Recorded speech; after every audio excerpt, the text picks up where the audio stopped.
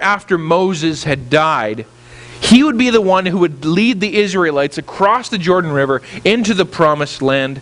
But standing in the way of their conquest was this impenetrable city called Jericho.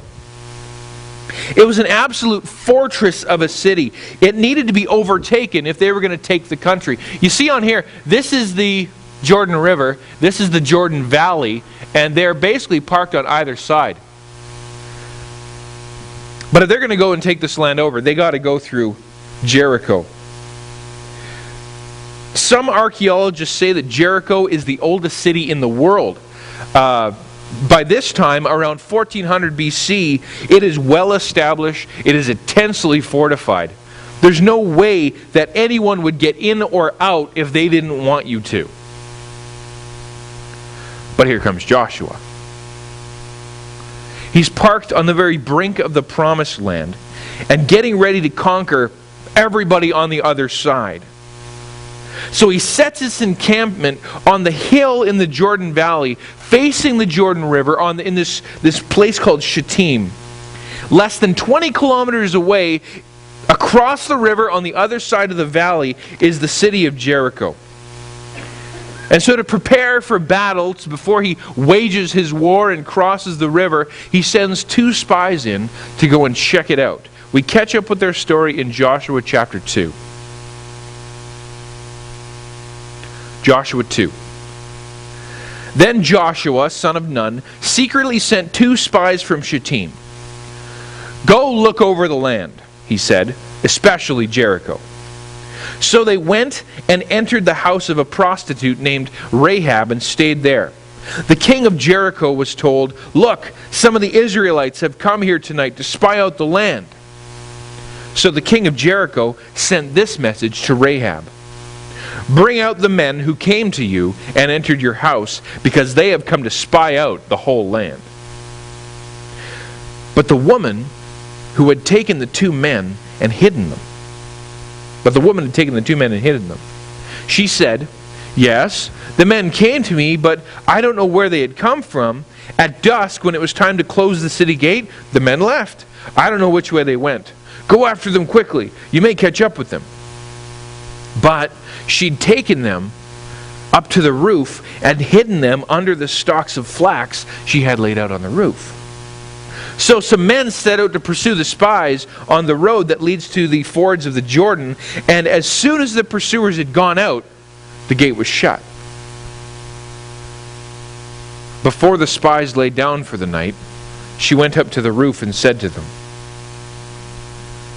"I know that the Lord has given you this land, and that a great fear of you has fallen on us, so that all who live in this country are melting in fear because of you.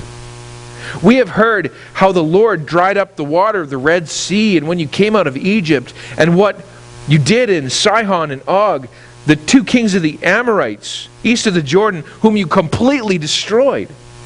When we heard of it, our hearts melted, and everyone's courage failed because of you. For the Lord your God is God in heaven above and on the earth below. Now then, please swear to me by the Lord that you will show kindness to my family, because I have shown kindness to you. Give me a sure sign that you will spare the lives of my father and my mother, my brothers and sisters, and all who belong to them, and that you will save us from death." "Our lives for your lives," the men assured her. "If you don't tell what we're doing, we will treat you kindly and faithfully when the Lord gives us the land." She let them down by a rope through the window, for the house she lived in was part of the city wall. Now she had said to them, "Go to the hills, so the pursuers will not find you. Hide yourselves for 3 days there until they return, and then go on your way." Now skip down to Joshua 5, verse 13. Chapter 5, verse 13. So this is sort of the setup, right? This is the setup of the story. Now Joshua is ready for battle. He crosses the river. He's on the march.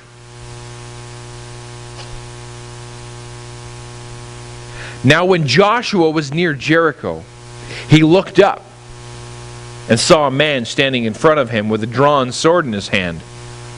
Joshua went up to him and asked, "Are you for us or our enemies?" "Neither," he replied, "but as commander of the army of the Lord I have now come." Then Joshua fell face down on the ground in reverence and asked him, "What message does my Lord have for his servant?" The commander of the Lord's army replied, "Take off your sandals, for the place you are standing is holy." And Joshua did so. Now Jericho was shut up tight because of the Israelites. No one went out and no one came in. Then the Lord said to Joshua, "See, I have delivered Jericho into your hands, along with its king and fighting men. March around the city once with all the armed men. Do this for 6 days. Have 7 priests carry trumpets of ram's horns in the front of the ark. On the 7th day, march around the city 7 times with the priest blowing the trumpets. When you hear them sound a long blast on the trumpets, have all the people give a loud shout. Then the wall of the city will collapse and the people will go up, every man straight in." So if you know the story, that's what happened. That's exactly what they did. The walls fell. The Israelites went in, attacked the city, destroyed the city, burnt everything down, and the only one saved was Rahab and her family. What I want to do this morning is pull a few points out of this story to talk about how faith affects life. Now first, I want to say this. God loves to save and loves to use a vast array of people. There is no such thing as a cookie-cutter Christian. Now just look around you this morning at the different kinds of people that you have in this place. This church is amazing for that. The mosaic of people that is here. It's an amazing blessing. There are different nationalities, ages, genders, different kinds of skills, different weaknesses, different personalities, different worldviews, different opinions represented in this room and throughout Christendom. There could not be 2 more different people than Joshua and Rahab. And yet, in God's grace, He chose to save them both, change their hearts, and made them integral to His plan to bring His chosen people into the promised land. Joshua was a man. Rahab was a woman. Joshua was outside the wall. Rahab was inside the wall. Joshua was the leader of God's chosen people, experienced the deliverance from Egypt, the giving of the law at Sinai, the sufferings in the wilderness. He'd seen the pillar of fire, the pillar of smoke. He'd been tutored under Moses. This was a man of faith. This was a mature Christian man. Rahab was a prostitute who sold her body for money, was an outcast from society, and was a breaker of God's law.